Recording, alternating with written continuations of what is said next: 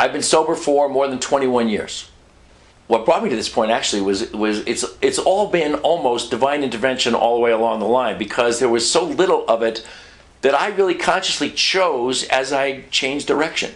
There were things that happened for when I first got sober. I got sober because, as I mentioned earlier, the facilitation of the legal system was what was my incentive to get sober. But once I got sober, I realized very, very quickly that this was a great place to be, that this was a much more preferable frame of mind, lifestyle, you name it, whatever you can ascribe to how you live your life, it was all preferable to what it was when I was using.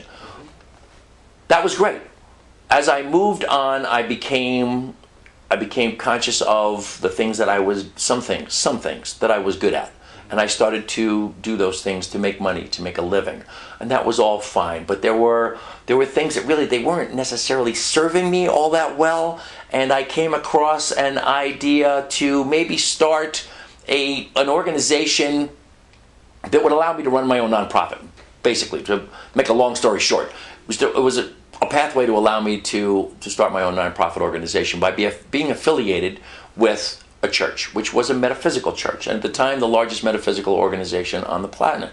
And I started studying under this metaphysical organization.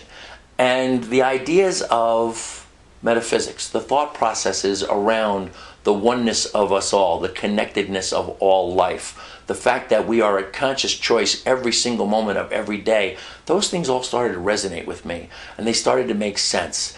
And from that point, really, it was about studying. And I studied metaphysics. I've been studying metaphysics for about 15 years now. I have gotten my bachelor's degree in metaphysics. I have been an ordained minister in a metaphysical organization. I am now a spiritual counselor, a licensed spiritual counselor with the United Centers for Spiritual Living. It has all been about studying and wanting to be in that position of being able to help people with the knowledge that I have.